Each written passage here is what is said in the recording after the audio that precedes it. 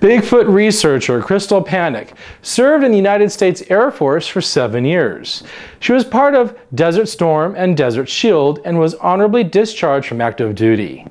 She then went and served full-time for the New Jersey Air National Guard for several years. Crystal has been searching for cryptids and the paranormal pretty much her entire life, but never officially joined any organizations until after her kids were older. She honestly didn't know that there were organizations or groups out there that searched for the unknown.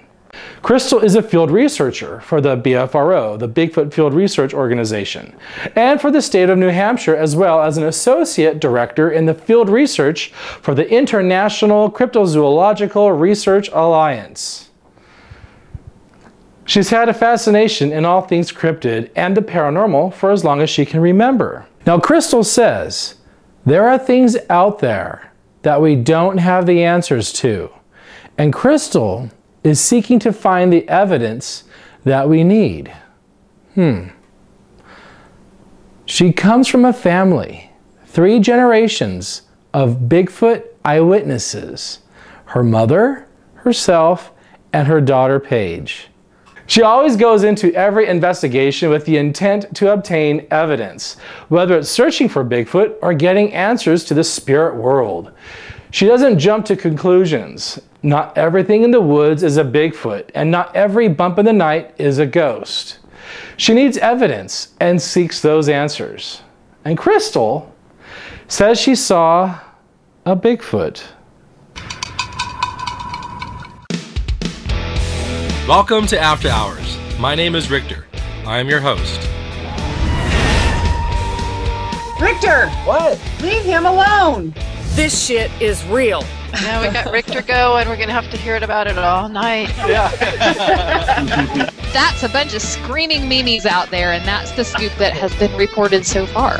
Thanks for dropping me like a stud. I'm not interested in believing in something. Either it's real or it's not. By your opinion that you are no-kill, you are dooming the species to be extinct. They are what they are. It doesn't matter what we call them. Let's remove ourselves from them a little bit. And I think that's something that the Bigfoot community can actually learn a little bit from. I actually am trying to push the envelope of science here. When are we going to make a video, Rictor? And I mean not an X-rated one. Dr. Todd, you've also been called the scoff stick.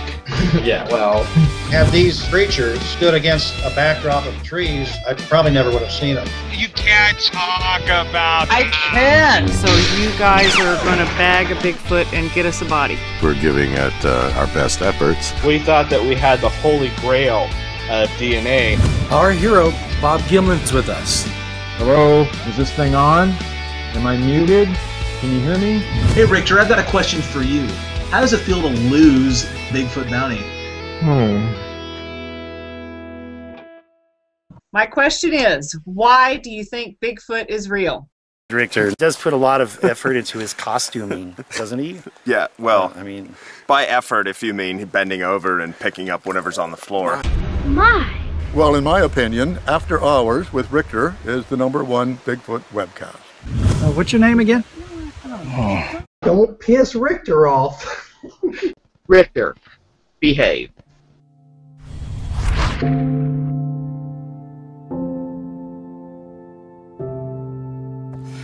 Hi, you're watching After Hours with Rictor, the #1 Bigfoot webcast, and I'm here on location at the Ohio Bigfoot Conference, and I wanted to talk to Crystal Panek. Now, Crystal is not a Bigfoot believer.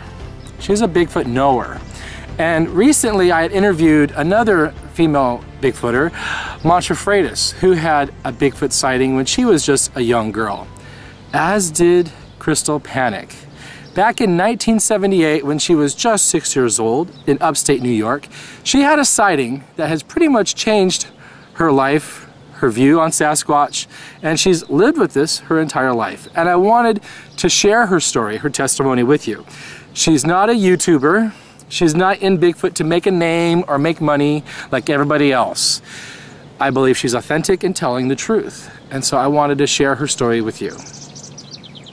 Hi, Crystal. Welcome to After Hours. Thank you for having me. Oh, no, thank you. 1978. You're just a little girl. Yep. Something ripped the door off the trailer you were living in. So tell your story up to that point and what you saw. Okay. We came home one night and my mom had gone into the trailer and kind of rushed us back outside, and we had to wait in the car. And next thing you know, sheriffs are at the house and they go in, check everything out. Nothing was stolen. Just the back door was. They think it was vandalism? Honestly, I don't know what they thought it was. Maybe a robbery? I don't know. I mean, the door was practically missing. So the police were involved? Police were involved. I did recently try to reach out to the Oswego County Sheriff's Department to see if I could get a report, but they told me their records didn't go back that far. I don't know if that's true. I guess I'd have to go in and look at microfiche or something like that. So, but I know the time frame and the date because it was actually my sister and I, my twin, our birthday was that next day. So we were turning 6 years old. Our bedroom was directly across the hall from that busted door. So, do you want me to keep going? Yeah, continue, yeah. Okay. So, busted door. When did your sighting happen since the broken door? That night. It was that night? That night. After the police had left? After the police had left. We were already in bed. So I couldn't tell you what time it was. I don't know. But we went to bed. We had bunk beds. She's on the bottom bunk. I'm on the top bunk. And I woke up to her just going, Crystal, Crystal. And I sat up, and there was this huge, I couldn't see anything but like the silhouette. It was in our doorway, being backlit by the hall light. I'm wicked nervous. I didn't want to climb over the front of the bed to get to her bed, so I squeezed myself between the wall and the bunk bed to get down to her bed, and then we just sat huddled together. This is where it gets weird. I don't even know how to say it. It started to walk in. Into your bedroom? Into our bedroom. It was just big and hairy. I'm shaking. It walked in, and then from that point on, neither my twin or I can remember a single thing. Nothing. We woke up, I guess we woke up in the morning, and we were still in the bottom bunk, huddled together, and we got up, looked out that door, walked down the hallway into the living room, and there was this big, like a bay windows in the living room, and there was an old car in the backyard, and it was squatting like behind the car, like it. So you had two sightings. So weird. You had two sightings. Two, but I think it was the same creature because it made eye contact with us. Like we were looking out the window, we made eye contact with it. It stood up, turned around, and just walked back into the woods. I can't tell you what the face looked like. I just remember it being big and hairy because all I can remember, honestly, are its eyes. I can't tell you what its nose looked like, but it's nothing. So tell me about the eyes. They're, you know, I took the kids to the zoo and just sat there and stared at the gorillas. And their eyes seemed very similar to the gorillas in that they were the dark, you know how... Sclera? I don't even know. It's like brown, like they're almost brown. The pupils aren't white. They're a different color. But they're like brown.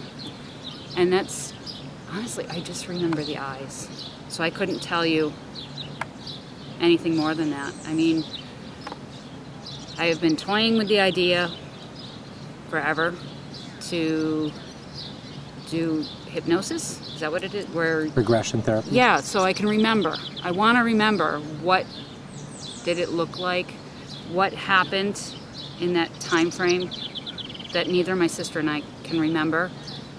The nice thing is I wasn't alone, so I kind of have some kind of a validation that I wasn't crazy. But it gets a little stranger. We've had a lot of weird things happening in our lives. That next morning, when my mom got up, we told her about what had happened. And she then proceeded to tell us about her encounter when she was a little girl in those same exact woods. So my mom was building a snowman in the front yard and kept feeling like she was being watched. And I hope she doesn't kill me for telling this story. She's probably not going to watch after hours. So, unless you tell her to. She probably won't watch it. But I was, when we told her about it, you know, she had then said, you know, she was building the snowman, felt like she was being watched. My grandfather opened up the door, and the dog took off across the street, and this creature just stood up out of the snow and turned around and ran into the woods with the dog chasing after it. And did the dog come back? The dog did come back. Okay. But I have a lot of family that still live up in that area, and I just constantly want to just go, have you ever had anything weird happen while you were there? So I don't really know. I mean, I really do want to remember everything that happened that night. My husband says that I forgot for a reason. Well, yeah, it was probably frightening, and you two girls probably closed your eyes and huddled together, and... We don't remember it leaving. We don't remember anything. Nothing. We just remember waking up in the morning. If, you know, like I said, I've been toying with the idea of doing the hypnosis for a long time. And I want to do 2 sessions. I don't want to hear hers at all, so I want to do 2 separate sessions, and then see what the the comparisons are of them. And that's my crazy story. Now, your sighting includes what some people would probably consider being zapped. It's woo. There's no proof of zapping. That's true. Bobo has even talked about being zapped. What is zapped? This creature supposedly is able to paralyze you with fear and zap you. Okay, why does it have to have special powers? I don't know. I'm not going to get on my pedestal about that subject. But it's interesting that as a little girl, you and your sister were pretty much frozen in fear, and you blacked out, and you don't remember anything after that, except when you woke up the next morning in the same bed. That's true. Huddled together. That's true. We can't remember anything. Right. Okay, so I don't know. You know, it's funny because we just listened to Tom Powell speak, and I'm not a wooer. I try to stay open-minded. I mean, there's a lot of possibilities. Obviously, there's no answers because we don't have the proof, and that's why I do what I do, because I want answers. I want to see it again. I want people to not think that I'm crazy. I didn't tell my story for a long time, because if you did, you were ridiculed. Oh, absolutely. and honestly, for the longest time, if I told my encounter story to anyone, I was a wreck, and I would be bawling my eyes out. I'm still shaking right now telling you, and also I'm on camera, so that's probably making it worse. On camera, we're coming in for the close-up. Here we go, Mr. DeMille. No, we don't want to do that. That's scary. Let's stay there. Coming in closer. Oh, there we go. But you understand how some people are going to think that you were zapped, and that Bigfoot did something to you girls, and it made you black things out for a reason. I've heard the term before. I actually, and I'm not going to explain her encounter, but my daughter had her own encounter. She was a little girl too, and where? That was in Farmington, New Hampshire. She just saw it. So 3 generations of women having Bigfoot encounters.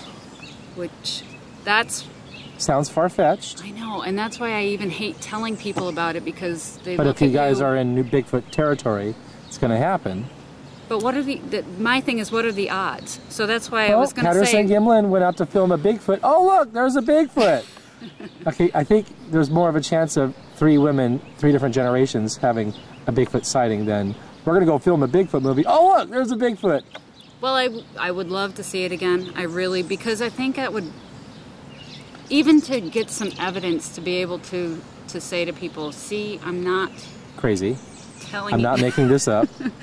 I saw, and as I can only put it, I saw something,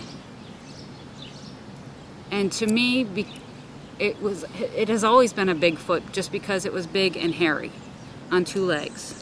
Now, you had never seen In Search Of or Bigfoot stuff before that? No. When did you figure out what you saw is the description of a Sasquatch? I think what happened was when we told my mom about what we had seen that night, that after she told us her encounter, she told us more about it was probably a Bigfoot. You know, so even at the age of 6, you heard the name term Bigfoot right after your sighting. And I'm thinking it may have been my mom. I can't even recall, honestly, right. when the first time. But let me tell you, after any time as a kid growing up, if I went to the library, that's the section I went to. Because after that, I needed answers. I need to find out what it is. I mean, I don't want a body, because I don't want it to be dead. Or, you know, for science. I know, don't give me that look, but I know I know that will answer a lot of questions for people, including myself, but I don't know, I just want to see it again. Yeah. Because if you had a sighting twice, I think it would help me that there is something there, and I don't know, I don't even know how to answer that question. So let's say you're telling the truth. Let's say you did see this creature in the hallway, and let's say you did see it a second time squatting and then gets up and walks into the forest. Let's say that all happened. It did happen. All right. Let's just say for the sake of argument, it happened. Okay. Okay? Because my viewers and myself were not there. Okay. And you have no other evidence. I know, I don't have any evidence. Your word. We're just taking your word. Yeah. Let's say it happened. All right. You're here at the Ohio Bigfoot Conference. Right. And all these people, I saw Bigfoot today, just on the left-hand side of my tent. Listen. I saw Bigfoot last night. I saw Bigfoot in Lake Arrowhead, Southern California. I saw Bigfoot just outside of Cleveland. I saw Bigfoot. It's like Bigfoot's as common as the squirrel here in the state park. I think the problem is, that's why, you know, everybody asks me, Crystal, why don't you go out squatching with us? We're out here, you know, come squatching with us, come out in the woods. Because honestly, everybody and their brother is here. They're all out in the woods, making hoops calls, knocks. How do you know what you're really hearing if you got 500 people out in the woods walking around? Right. So that's why I don't go when I'm here, because you need. Well, where I was going with this was, you have all these people and their stories and stuff, and yet you've had that experience, and you hear all the crazy reports and all the crazy stories, and you being a knower, do you ever get red flags that other people don't get? I get a lot of reports, and it drives me crazy when people send pictures of a tree structure or a porcupine up in a tree and try to tell me it's a baby, a baby squatch. I come in with every encounter, witness encounter. I have to come in on the scientific side. I'm really, really, really super overcritical on evidence. I sometimes wish I wasn't, but if there's no evidence to back, and it's the same with my encounter. If it's not, there is no evidence. It's just my encounter, and that's how I'm relaying it to you. So I hate being so overcritical, and so I have to be so scientific. I do paranormal research too, and it's the same thing. I come in, I'll go in the basement, I'll go in the attic. I love when I get a recording of something, and that's what I'm trying to do with Bigfoot. But I'm kind of getting sidetracked, and I apologize. That's okay. The red flags. I mean, yeah, you being a knower, and you hear all these crazy stories,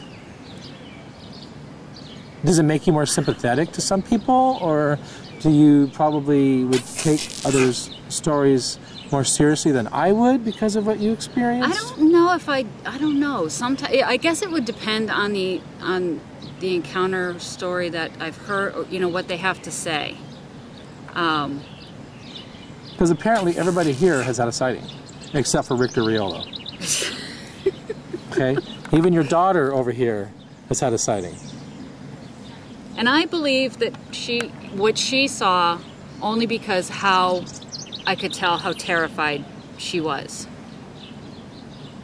What did she say? What's she saying? She's going to kick my butt for talking to you. She's mute. She doesn't talk. She does sign language, though. She says, bird, flying, sky. But, She's wiping her nose on her arm. And she just farted. She just farted. Hey, Alexis. Girl. She was just texting her boyfriend on that tablet, by the way. You're not going to say anything? She's mute, I'm telling you. In all seriousness, so are you more sympathetic towards people? I think I have to. Or is it the polar opposite, you're more critical? I think I'm more critical. Really, I am. And I don't like to be so super critical, but when somebody says, oh, I heard something walking through the woods, and it was walking on 2 legs. You can't tell if something is bipedal or on 4 legs, walking in the woods. And if that's the case, it always gets classified as possible misidentification, because if you didn't see it, I mean, I think if you saw it, really saw it, you would, I'm not gonna say know what you saw, but I don't even know how I want to word it. I guess it would all depend on the case itself. But if you hear a twig snap or something walking in the woods, I won't tell you it's Bigfoot, and I won't believe that you think it's Bigfoot because you don't know what it was because you didn't see it. That says a lot to your character, because most people say, I saw Bigfoot, I know it's real, and you can't tell me otherwise, and they're always, you know, just making such tremendous exclamations, whereas you're adding question marks. I have a lot of questions. Right, and you want the science, you want the data, you want the evidence, and you're critical of others, and that says a lot. Yeah, kudos to you. Thank you. That's right, I think she's being serious, you know, and there's very few in the Bigfoot world that I think are being serious when it comes to Bigfoot, because it's mostly bullshit. It's the truth. And it is. I have to agree with you. Right. And see, if she was making YouTube videos and saying, go ahead and subscribe, be sure to comment down below and give me a thumbs up, I'd be, okay, Crystal, yeah, you saw Bigfoot. Oh, maybe you'll see one tonight. Ooh, tune in tomorrow. You know, right? Am I right? I have Bigfoot. to agree 100%. That is true. Especially when it comes to YouTube and even on TV. You know, honestly, I won't even watch Bigfoot YouTube videos. Because you know it's bullshit. Because it's bullshit. Right, yeah, because you can't be a YouTuber and a researcher at the same time. No. You're either one or the other. I have to agree with you on that. And where do you make the money? You make it on YouTube. You don't make the money as a researcher. Right. I'm not out to make money. I need answers. Yeah. So. And you're a part of this big Bigfoot family. I am. Hoping to find the answers. I want answers. Yeah. You know, I really do like listening to people's encounters. I really do. Some go really, really far. Unfortunately, my husband is a non-believer. We came here last year to the barbecue, and my husband sat down and asked somebody, well, you know, where are the bodies? Yeah, see, that's like the #1 question people ask. And when the gentleman said, well, that's easy, I can answer that question. And he's like, please inform me. And the gentleman said, well, that's because the aliens take them. And my husband said, okay, thank you very much, picked up his tray and walked away. So, and then I'm like, oh no, of all the people for him to talk to here. Yeah. And I'm trying to get answers, and I'm trying to show him that I'm serious, and this is a scientific thing, and I'm trying to get answers as to what did I see. Yeah. It makes Bigfoot a joke. And it broke my heart, actually. Yeah. I was like, no, don't tell him that. Well, thank you, Crystal, for sharing your story with me and with my viewers on After Hours. Thank you for having me. Yeah. I hope this is the first time I've ever told my encounter on camera, so I'm really nervous as it is to share that encounter on camera. Well, maybe you will motivate others who've had similar experiences to come forward and share their stories. Thank you. I hope so. Yeah. Cool. So. Yay. Okay. I am shaking like a leaf. All right, let's go check out some boys. We're really catapulted things was in 1994 when driving back to Dallas from New Orleans, and I saw what I can only describe as a Bigfoot. So you had a Class A sighting? Yes, sir. Of something that you think is a Bigfoot? I don't know what else it could have been. I mean, it was approximately 7 foot tall, covered with hair that was grayish in color, and it was actually walking not more than about 15 to 20 feet away from my vehicle. So, were you intoxicated? No. Were you under any chemical substances? No, sir. Did you have any witnesses with you? My girlfriend at the time, my now ex-wife, but yeah, she was there. We both saw it in the headlights of my car as we were driving. I was walking parallel to the road, about 15 to 20 feet away from the vehicle.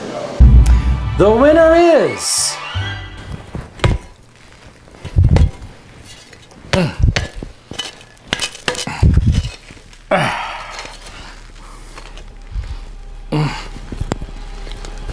Oh!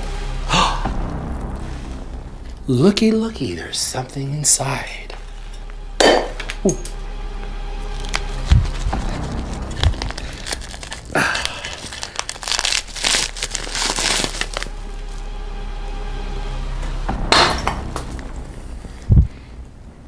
Oh. There went the one-of-a-kind Bigfoot cast from Bluff Creek. All right. Let's find out who the winner is on tonight's Off the Richter. Can I have a drum roll, please?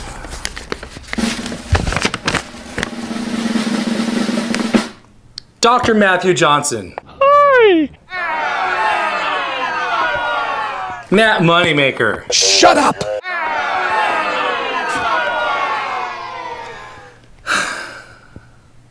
Though a lot of you people out there wanted Dr. Matthew Johnson to be this year's winner on Off the Richter and Matt Moneymaker, I chose this guy.